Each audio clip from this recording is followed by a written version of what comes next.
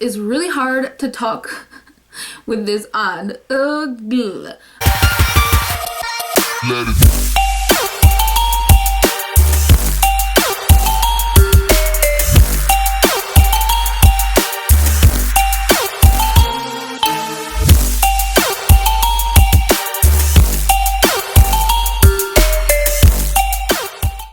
Hey guys, so today, can you guess what we're doing? Can you guess? Can you guess it? We're doing another special effects video. I wanted to do one aimed towards Valentine's Day, so I did like a ripped, carved out heart on my face. If you haven't yet, please don't forget to subscribe to my channel, BeautyByJosieK, here on YouTube. I really work hard on my channel. I do videos like this. I do beauty videos, reviews, demos, everything in that area. I told you guys I would do more SFX looks on my channel, even though it wasn't Halloween. Oh god, this one is just bothering the shit out of me. If you guys want me to do more looks like this, leave it in the comment section below. And I'm sorry, it's so distracting. I will try and get around to doing them. By the way, I don't know if I'm having a bad reaction to the latex, but I'm kind of scared to take this off. I'm not gonna lie. But anyway, if you guys want to learn how to do this look, please keep watching. I love y'all. Alrighty, let's get into the tutorial. So the first thing we're going to do is just take some white face paint and kind of mark out where we want our shape to go and where we want our prosthetic to sit. And by the way, we are going to be using the tin foil way of making a prosthetic, and this is from elimacs SFX makeup channel. If you don't know who they are, oh my gosh, go check them out. They are amazing, and you will learn so much if you're into, special effects makeup. But anyway, so we are moving on, and we're going to shape this like a carved piece of skin, and we are going to put it around the marks that we made to make sure that it fits both sides. And then after you are done making sure that it fits, you are going to take some spirit gum and latex. I used both of them. It kind of helped me seal the edges down a little bit more to use latex. But to put the initial foil on, the spirit gum worked really good. So you're going to apply the spirit gum and then let it get tacky. You can kind of tap it with your hands if you want. But once it gets sticky, stick the foil onto where you want it to sit. If you find some parts of the prosthetic or foil isn't sticking, just add a little bit more spirit gum and tap it, or let it dry for a little bit, and then press the edges down. Now, I had to do more trimming. I really suggest you get the trimming right before you put it on your face, because you can cut yourself if you don't, if it's already on your face. But to cover this foil, we are going to be taking strips of cotton. We're going to put them in latex and then place it over our foil heart. This is really, really messy, but the best way that I found to do this is to fully saturate it and then place it where you need it to go and work it in with your fingers. If you find something isn't really working for you, you can just cut it off and then start again, or just pull off the piece and start again. Or work with it, like I did with that piece. So now that piece wouldn't stick, so it's just a piece of hanging skin. And you're going to move on. I am just covering everything up with latex and working and trying to get the coffee in my mouth without spilling it everywhere. So after that, you're going to keep going around the heart and sealing in those edges, because that is the most important part of this whole entire look, to make it look like the edges are down against your skin so it looks like your actual skin. Take your time with this. The whole procedure probably took me about 35 minutes to get the whole heart covered like this. And then I'm just going to be taking a hairdryer because I am impatient. You can wait without a hairdryer if you'd like, but it's going to take a long time.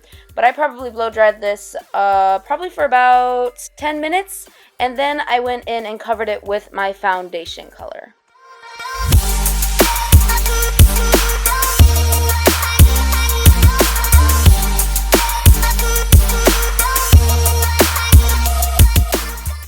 And after you have covered it with your foundation color, you want to just dust over it with translucent powder to set everything. This is really important because you don't want it to be sticky when you're trying to place the color onto it or the blood. So next we are going to go in with some bruising colors. You can do this however you want. I go in with like a darker skin tone, but natural skin tone first, and I blend that out. And then after that, we go in with greens, yellows, and blues. Just kind of blend it in and then blend it out with your beauty blender. I find that is the easiest way to achieve a bruised look. And this also takes some time and practice. I am not the best at it, I can admit it, but I'm still trying to practice to get this down as good as I can.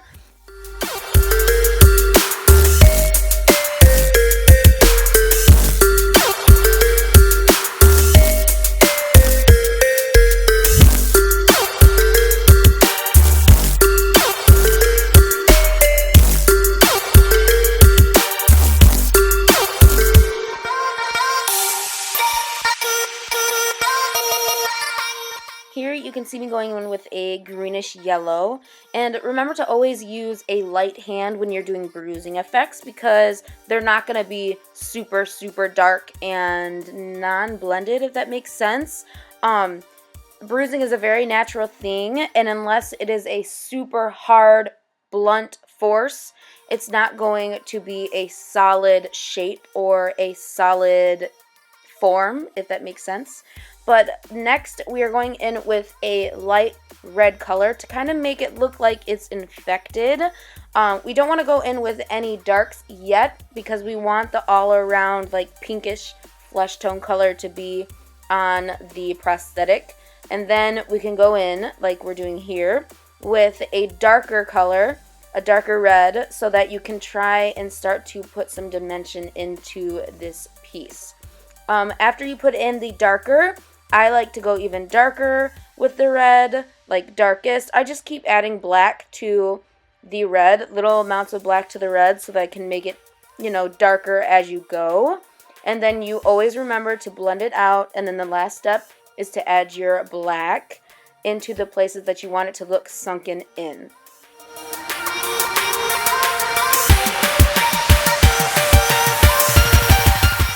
And then moving on to the blood, I just took a medium to dark blood and I made it very runny.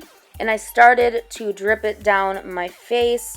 Be careful with this because you don't want the drips to go all the way down the heart because then it messes with the whole look. You want it to literally look like it's dried drips on your face. So what you do is you just press down the liquidy red so that it starts to drip. And if it starts to drip too fast, you can actually dab the end of it with a Q-tip and that'll stop it from dripping but still give the dripped effect.